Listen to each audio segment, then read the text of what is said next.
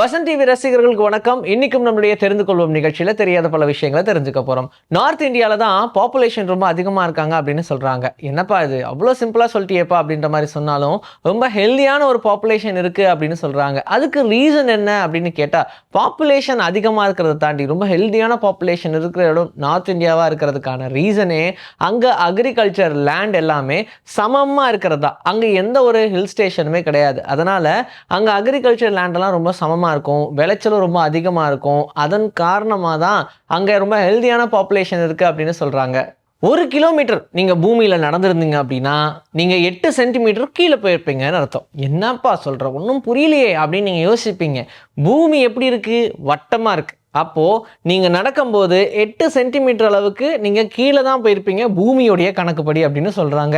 ஏன்னா பூமியில் இருக்கக்கூடிய விஷயங்கள் எல்லாமே எப்படா இது நடக்குதுன்ற மாதிரி தான் இருக்கும். ஏன்னா பூமியே வந்து ரவுண்டா இருக்கும்.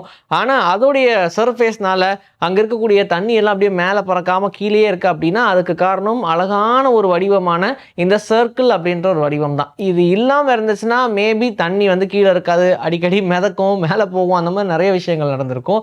ஆனால் இது எல்லாமே சம நிலையில் இருக்கிறதுக்கான காரணமே பூமி ரவுண்டா இருக்கிறதுனால தான். அப்படி ரவுண்டா இருக்கிறதுனால நீங்க ஒரு 1 கிலோமீட்டர் நடந்திருந்தீங்கன்னா 8 சென்டிமீட்டர் வரைக்கும் கீழே போயிருப்பீங்கன்னு தான் சொல்லணும். பிரியாணி உங்களுக்கு ரொம்பவே பிடிக்கும்ன்றது எனக்கு தெரியும். ஏன்னா யாருக்கு தான் பிரியாணி பிடிக்காது?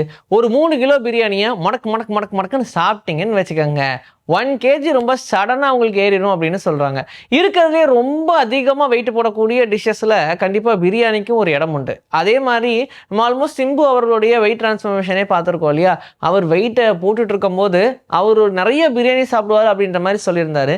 அவர் வெயிட்டை இறக்கும்போது பிரியாணியை சாப்பிடக்கூடாது அப்படின்ற மாதிரி சொல்லியிருந்தாங்க. இந்த மாதிரி நிறைய ஆக்ட்ரஸுமே சொல்லுவாங்க, என்னதான் பிரியாணியை டேஸ்ட்டாக சாப்பிடணும், டேஸ்ட் கொடுக்குது அப்படின்னாலும் அது நமக்கு அதிகமாக ஃபேட் கெயின் பண்ணும் அப்படின்ற மாதிரி தான் சொல்கிறாங்க. ஸோ 3 கிலோ பிரியாணி நீங்கள் சாப்பிட்டதுக்கு அப்புறமா 1 கேஜி உங்கள் பாடியில் ஏறது நீங்கள் சாப்பிட்ட பிரியாணியோடைய கேலரிஸ் மட்டுமே அப்படின்னு சொன்னால் கொஞ்சம் ஷாக்கிங்காக தான் இருக்கும். அதுவே நம்ம ஆப்பிள்ஸோட கம்பேர் பண்ணும்போது ஒரு 14 ஆப்பிள் ஒரே டைமில் நீங்கள் சாப்பிட்டீங்கன்னா மட்டுமே உங்களுக்கு 1 கேஜி ஏறதுக்கு சான்ஸ் இருக்குன்னு சொல்கிறாங்க. பென்குயின் அப்படின்னு சொல்லும்போது இந்த பென்குயின் எதுக்கு தான் இருக்குது அப்படின்ற மாதிரி எல்லாரும் யோசிப்பாங்க. ஏன்னா பறவைன்றாங்க, அதால் பறக்க முடியாது, அது ரொம்ப தண்ணியிலேயே நீச்சல் அடிச்சிட்டு இருக்கும், ஆனால் அது மீனும் கிடையாது, வெளியே நடக்கிறதுனால அது அனிமல்னு சொல்ல முடியாது. என்னதான்ப்பா இந்த பென்குயினுடைய வேலை? ஏன்னா அதோடைய இனப்பெருக்கம் மட்டுமே தான் நடந்துட்டு இருக்கே தவிர்த்து அதுக்கான தேவைகள் எதுவுமே இல்லையே, அதனாலையும் மனிதர்களுக்கு எந்த பயனும் இல்லையே அப்படின்ற மாதிரிலாம் யோசிக்கலாம். ஆனால் இந்த உலகத்துக்கு ஒரு மிகப்பெரிய பயன் இருக்கு அப்படின்னு சொல்றாங்க.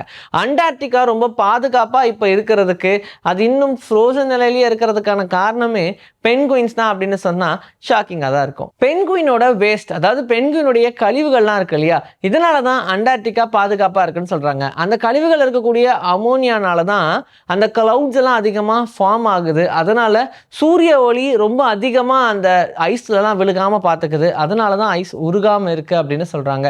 ஸோ இது ஒரு சுழற்சி முறையில் ஒர்க் ஆகிட்டு இருக்கும். அதே மாதிரி இந்த அமோனியா தான் கிளவுட்ஸ் நிறைய இன்க்ரீஸ் பண்ணுது அப்படின்றதுனால கிளவுடு வந்துருச்சுனாலே அந்த சன்லைட்டும் சன்ரேஸ் எதுவுமே படாது. ஐஸுமே அப்படியே பாதுகாப்பாக இருக்கணும்னா சன் டைரெக்டாக படக்கூடாது. இது எல்லாத்தையுமே ப்ரொடெக்ட் பண்ணுறது பென்குயின் தான். ஆனால் அதுக்கே அந்த மேட்டர் தெரியாது. நம்மளுடைய கண்ணுனால 10 மில்லியன் கலர்ஸ் வரைக்கும் டிஃப்ரென்ஷியேட் பண்ணி காட்ட முடியும். ஆனால் கலர்ஸ் எவ்வளோப்பா இருக்குது அப்படின்னு கேட்டால் அது இன்ஃபினிட்டிங்க போய்கிட்டே இருக்கும் அப்படின்ற மாதிரி தான் இருக்கும். ஏன்னா அந்தளவுக்கு மிக்சிங் ஆஃப் கலர்ஸ் நமக்கு நிறைய கலர்ஸை கொடுத்துக்கிட்டே இருக்கும் அப்படின்னு தான் சொல்லணும். டிஃப்ரெண்ட் காம்பினேஷன்ஸ், டிஃப்ரெண்ட் கலர்ஸ் அப்படின்னு சொல்லி கோடி கணக்கில் வந்துக்கிட்டே இருக்கும் கலர்ஸ். ஆனால் இப்போ சயின்டிஸ்ட் ஒரு கலரை கண்டுபிடிச்சிருக்காங்க. அந்த கலரை இப்போ வரைக்கும் 5 பேர் மட்டும்தான் பார்த்துருக்காங்கன்னு சொல்கிறாங்க. அது பார்க்கறதுக்கு நியான் கிரீன் மாதிரி இருக்கும் அப்படின்னு மட்டும் சொல்ல முடியும். ஆனால் எக்ஸாக்டான கலர் கிடையாது, பார்க்கறதுக்கு தோராயமாக அப்படி இருக்கும் அப்படின்னு சொல்கிறாங்க. அதனால் இந்த புது கலருக்கு ஒரு பேரை வச்சு சீக்கிரமாகவே நமக்கும் காமிப்பாங்க அப்படின்னு நம்பலாம். ஃபைட்டர்ஸ் எல்லாரும் மேட்சுக்கு போகிறதுக்காக ஒன்று வெயிட் லாஸ் பண்ணுவாங்க, இல்லை வெயிட் கெயின் பண்ணுவாங்க. ஆனால் இதை கிட்டத்தட்ட வெறும் 15 மணி நேரத்தில் அவங்களால 15 கிலோ கொண்டு வர முடியும் வெயிட் கெயினா அப்படின்னு சொல்லும்போது ஷாக்கிங்காக இருக்கும். இதுக்காக ஒரு ட்ரிக்கும் யூஸ் பண்ணுவாங்க. என்னென்னா, அந்த மேட்ச் ஆரம்பிக்கிறதுக்கு முந்தின நாளே ஃபுல்லாக ட்ரைன் பண்ணும் அப்படின்னு சொல்லி அவங்களுடைய பாடியில் இருக்கக்கூடிய எல்லா வாட்டரையுமே ட்ரைன் பண்ணிடுவாங்க.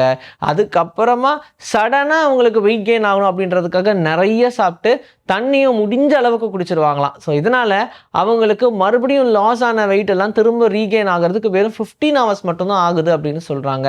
இது கேட்கும் போது கொஞ்சம் வித்தியாசமாக இருக்குது, ஷாக்கிங்காக இருக்குது அப்படின்னாலும் இந்த மாதிரி நடக்குது அப்படின்னு சொல்லும்போது ஓகேப்பா என்னப்பா நல்லா இருக்கே அப்படின்ற மாதிரி தான் இருக்குது. ஆனால் இப்படிலாம் வெயிட் கெயின் ஆச்சுன்னா நம்ம ஆளுங்க மனசே விட்டுருவாங்க. இன்னைக்கு நம்மளுடைய தெரிந்து கொள்வோம் நிகழ்ச்சியில் தெரியாத பல விஷயங்களை தெரிஞ்சுக்கிட்டோம். இதே மாதிரி சூப்பரான கண்டென்ட்டோட உங்களை நான் வந்து சந்திக்கிறேன். Until then, this is bye from Vijay. Take care.